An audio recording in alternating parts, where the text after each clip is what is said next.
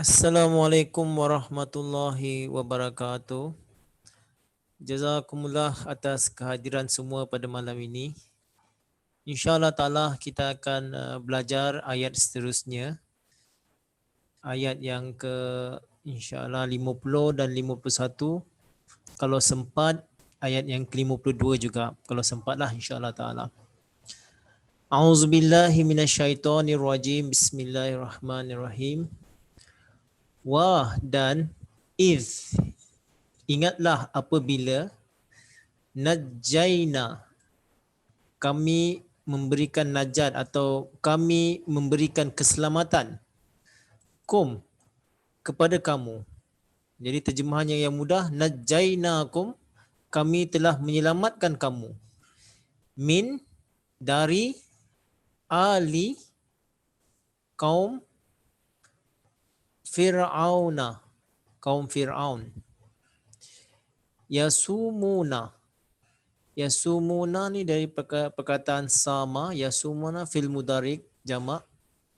Maksudnya dia telah memberi menyusahkan atau memberi penderitaan. Yasumunakum, kepada kamu. Menyusahkan atau memberi penderitaan, memberi kesusahan kepada kamu. Bagaimana kesusahan? Su'al azab, dengan azab yang buruk. Su maknanya buruk. Buruk, hodoh, teruk. Ini maknanya su. Su'al azab maknanya azab yang sangat teruk. Cara dia bagaimana? Yuzabbihuna. Mereka kalau zabbaha ni, zabbaha yuzabbihu maksudnya menyembelih. Tapi nanti saya terangkan. Dengan menyembelih, kalau nak terjemahannya yang mudah, dengan menyembelih abna. Itu anak-anak lelaki. Abna. Sebab tu kita kata bin, kan? Bin anak lelaki. Abnaakum, anak-anak lelaki kamu. Wa dan yastahyuna, dan menghidupkan daripada perkataan haya. Haya jadi fil mudhari, yastahyuna, menghidupkan nisaa, wanita-wanita atau kaum wanita. Kita pun dalam Quran pun ada surah An-Nisa, iaitu surah wanita. Nisaakum, wanita-wanita kamu, kum kamu. Wa dan fi, dalam, zalikum, hal ini bagi kamu. Maknanya wa fi zalikum, mana perkara ini bagi kamu, balaun. Balaun maknanya satu suffering atau ujian. Balaun min, dari, Rabb, Tuhan, kum, kamu, Rabbikum, Tuhan kamu, azim. Azim maksudnya besar atau hebat. Okey. Jadi perkataan-perkataan yang saya perlu jelaskan di sini ada beberapa dulu sebelum kita kepada terjemahannya. Ali. Ali ni ada yang mengatakan ini adalah geraran kepada ahli juga. Ahli. Kalau kita katakan ahli rajulun, maknanya isteri kepada lelaki itu. Kalau ahli Nabi, itu boleh dimaksudkan bahawa umat kepada Nabi itu. Dan ahli, kalau kita katakan al dengan ahli, jadi apa bezanya? Kan, ahli Firaun atau ahli Firaun. Di sini ahli mufassirin mengatakan bila disebutkan al, ini untuk orang-orang yang besar. Seperti raja-raja atau orang-orang yang besar, itu digunakan al. Tapi kalau ahli, dia boleh gunakan untuk besar pun boleh, untuk biasa pun boleh. Kalau kita katakan ahlil hayat, maknanya orang-orang tukang jahit. Itu boleh. Kita tak boleh sebut ahlil hayat. Tak boleh. Pasal ini macam satu yang besar, satu yang terhormat bila disebutkan ahli. Jadi, tapi kalau kita sebut ahli sultan, boleh. Ahli sultan maknanya ahli keluarga sultan. Tapi kita tak boleh sebut ahli, tak sesuai ahli sultan. Tapi kalau sebenarnya ahli boleh dua-dua. Boleh yang besar pun boleh, yang am pun boleh. Jadi di sini Al-Quran menggunakan Ali Fir'aun, mana Fir'aun ini memang satu bangsa atau kaum yang besar. Jadi di sini digunakan Ali Fir'aun. Maknanya kaum Fir'aun atau uh, orang-orang Fir'aun atau umat Fir'aun. Ini digunakan ni. Maknanya satu perkara yang besar. Fir'aun ini dari kata nama Far'ana. Far'ana yang bermaksud yang sangat bijak, berakal, yang menguasai sesuatu perkara. Jadi dari perkataan Far'ana inilah jadinya Fir'aun. Iaitu ini adalah gelaran untuk raja-raja di Mesir waktu itu. Jadi siapa yang menjadi raja pada waktu itu digelar Fir'aun. Fir'aun tu maknanya yang bijak, berakal, yang pandai mengatur sesuatu perkara. Jadi gelaran ini memang gelaran lama punya, telah diberikan kepada kerajaan di Mesir pada waktu itu. Yasumuna. Yasumuna ni dari perkara akar kata sama. Sama ni maksudnya dia menyusahkan, memberikan keberatan dan semacamnya lah. Jadi Firaun ini telah memberikan keberatan atau menyusahkan. Cara bagaimana? Su maknanya buruk, kan? Kalau kita kata nazar su, kita kata kita lihat benda tu buruk. Su ni maknanya buruk. Azab kita dah tahu, kita dah belajar azab itu maknanya azab juga, dalam bahasa Melayu pun azab juga. Kemudian yuzabbihuna dari akar kata zabbaha.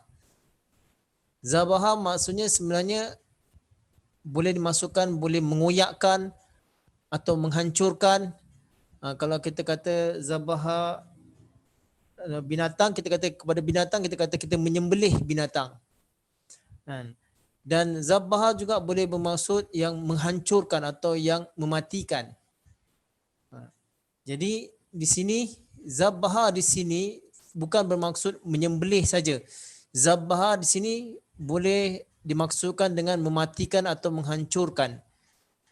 Abna'akum ini anak-anak kamu, iaitu anak-anak Bani Israel. Yastahyuna ini menghidupkan, kita dah tahu. Haya kita saya rasa dah belajar. Yastahyu ni menghidupkan. Okey, yang ini kemudian ni pula balaun. Balaun maksudnya ujian. Jadi ujian dari Allah Ta'ala tu ada dua jenis. Kadang-kadang ujian dari Allah Ta'ala itu kita diberikan nikmat, kemewahan, kekayaan. Tetapi kita gugur dan jatuh dan kalah. Dan kadang-kadang ujian itu dalam bentuk kemiskinan, kematian dan semacamnya. Dan itu pun satu ujian. Kalau kita berjaya mengatasinya, kita akan menang. Tapi kalau kita tidak berjaya, kita akan kalah. Jadi balaun ini maksudnya ujian. Min rabbikum, dari Tuhan yang azim. Okey. Sekarang kita akan pergi kepada terjemahan yang mudah dan tafsir ringkas selepas ini. Wa iz najainakum min ali fir'auna yasumunakum su'al azab. Dan ingatlah ketika kami telah menyelamatkan kamu dari kaum Firaun yang telah memudaratkan kamu atau menyusahkan kamu dengan azab yang berat, azab yang teruk sekali. Yuzabbihuna abna'akum wa yastahyuna nisa'akum. Firaun, keluarga Firaun tadi telah menyembelih anak-anak kamu dan telah menghidupkan wanita-wanita kamu. Wa fi dzalikum bala'un mir rabbikum azim. Dan pada hal ini ada satu ujian yang besar daripada Tuhan kamu. Okay. Jadi di sini semalam kita dah belajar bagaimana Allah Subhanahu Taala mengajak kaum Bani Israel untuk mengingat nikmat-nikmat yang Allah Ta'ala telah berikan kepada mereka. Semalam kita dah belajar nikmat dan bagaimana Allah Ta'ala telah memberikan mereka hidayat dengan dikurniakan banyak nabi-nabi di tengah-tengah mereka. Di sini ayat ini disambung lagi. Bagaimana kurnia, rahmat dan kasih sayang Allah Subhanahu Wa Taala untuk Bani Israel. Bani Israel dulu saya telah sampaikan bahawa bangsa, dikatakan bangsa yang ketiga, bangsa hamba. Dan sewaktu mereka tinggal di Mesir, waktu Nabi Yusuf alaihissalam telah menjadi pembesar di Mesir, jadi pada waktu itu Firaun pada waktu itu sangat baik. Jadi Nabi Yusuf alaihissalam menjemput saudara-saudaranya datang ke Mesir. Jadi mereka pun datang menginap, kan, aman dan damai. Tapi setelah mereka ramai, jadi banyak, kemudian Firaun yang kemudian datang, mereka merasa risau. Daripada nasihat pembesar-pembesar, mereka kata ini mereka ni makin ramai. Jangan-jangan nanti mereka akan mengalahkan kita pula. Jadi sebelum mereka berkembang, lebih baik kita hapuskan mereka. Jadi ini adalah satu rancangan yang mereka lancarkan untuk menghancurkan, untuk menghabiskan Bani Israel. Tapi dengan kurnia Allah Subhanahu Wa Taala, bangsa yang ingin dihancurkan, dihabiskan oleh Firaun tadi telah diselamatkan Allah Taala dengan melalui perantaran nabinya, iaitu Nabi Musa alaihissalam. Lalu mereka terselamat. Nanti kita akan sambung di ayat seterusnya bagaimana mereka terselamat.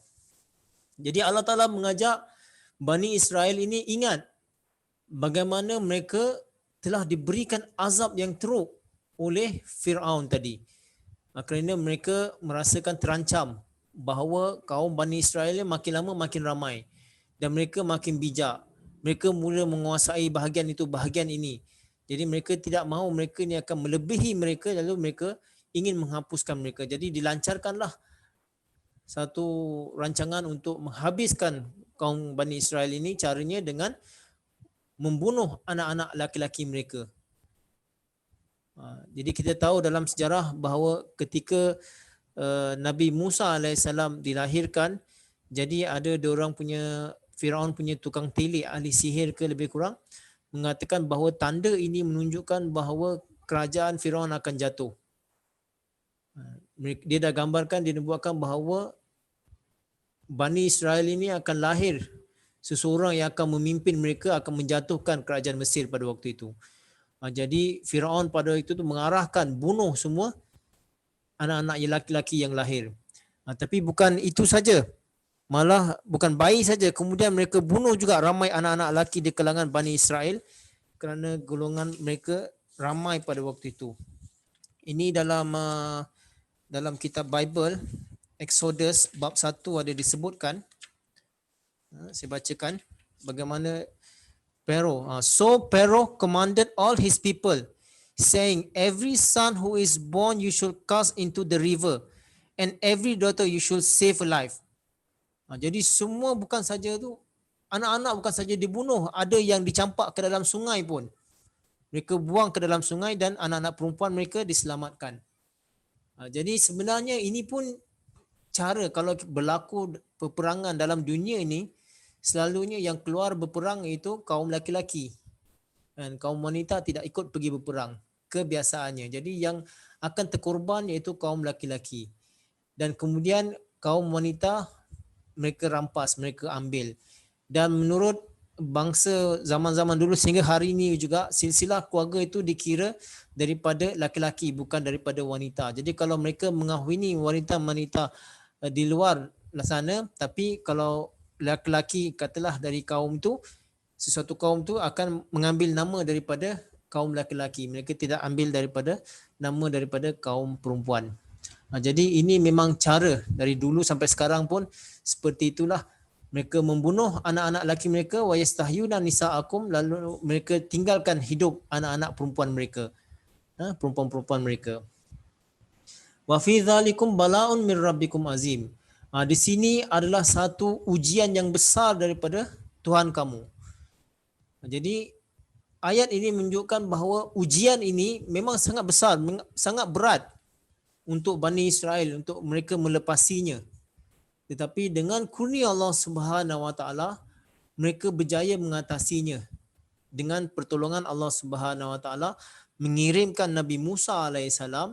Lalu dengan perantaran wahyu, Nabi Musa alaihissalam mengajak kaumnya Bani Israel untuk berhijrah daripada Mesir lalu menuju ke the promised land, negeri yang dijanjikan. Jadi ini rahmat daripada Allah Subhanahu Wa Taala. Kalau mereka terus selamanya tinggal di Mesir pada waktu itu, memang mereka tak akan hidup lama. Bahawa kaum ini akan dihabiskan. Tetapi rahmat daripada Allah Subhanahu Wa Taala, Nabi Musa alaihissalam membawa 12 kaum Bani Israel yang besar-besar tadi itu, selamatkan mereka daripada yuzabbihuna abnaakum wa yastahyuna nisaikum. Menyelamatkan mereka daripada anak-anak laki-laki mereka semua dibunuh dan perempuan-perempuan mereka dibiarkan hidup. Jadi Nabi Musa alaihissalam telah membawa 12 kaum Bani Israel untuk diselamatkan dengan perintah daripada Allah Subhanahu Wa Taala. Jadi ini Allah Taala mengajak Bani Israel untuk mengingat kembali bagaimana besarnya rahmat daripada Allah Subhanahu Wa Taala. Sifat Rahman Rahim Allah Subhanahu Wa Taala menyelamatkan Bani Israel daripada su'al azab, daripada azab yang teruk, daripada Fir'aun yang telah mereka lancarkan kepada Bani Israel.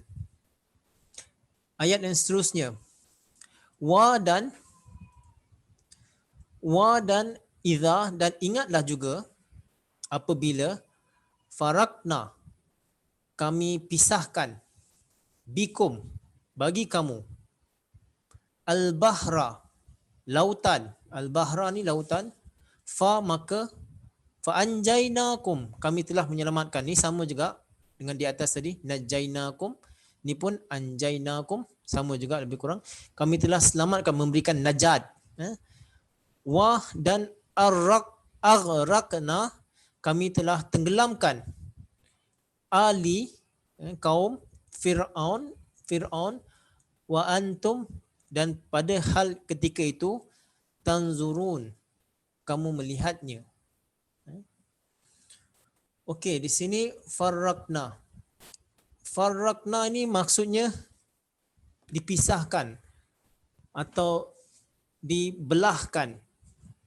Jadi Allah Taala mengatakan bahawa cara mana Allah Taala menyelamatkan mereka daripada Fir'aun tadi, iaitu telah menyelamatkan mereka daripada lautan tadi. Farraqna maknanya lautan.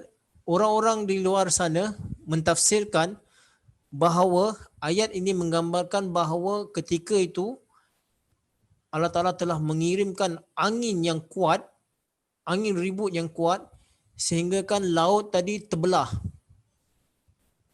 Jadi terbelah, satu kiri satu kanan, jadi macam satu dinding. Farraqna bikum bahra, di sini mereka mentafsirkan. Dan lalu Nabi Musa alaihissalam dengan kaumnya melintasi lautan itu. Mereka terjemahkan seperti itu. Mereka tafsirkan seperti itu juga. Tetapi sebenarnya bukan yang seperti itu. Farraqna bikumul bahra, maknanya maksudnya di sini dipisahkan. Pisahkan bukannya air itu boleh putus. Kalau kita belajar sains pun, air kalau kita cincang boleh putus tak?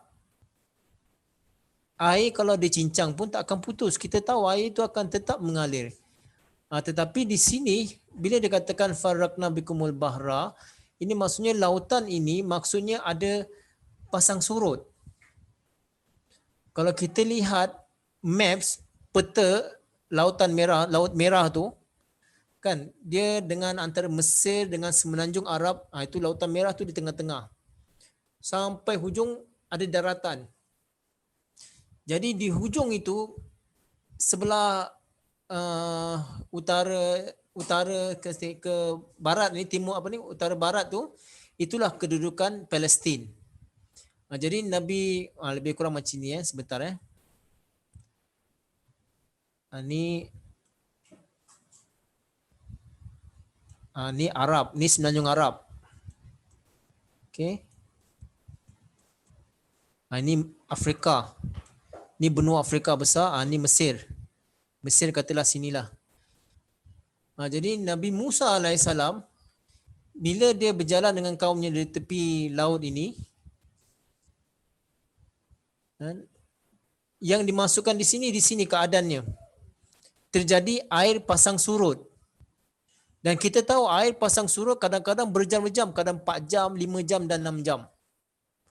Bila terjadi air pasang surut, air ni kadang-kadang boleh jarak dia kadang-kadang boleh sampai berkilo-kilometer kalau di sinilah.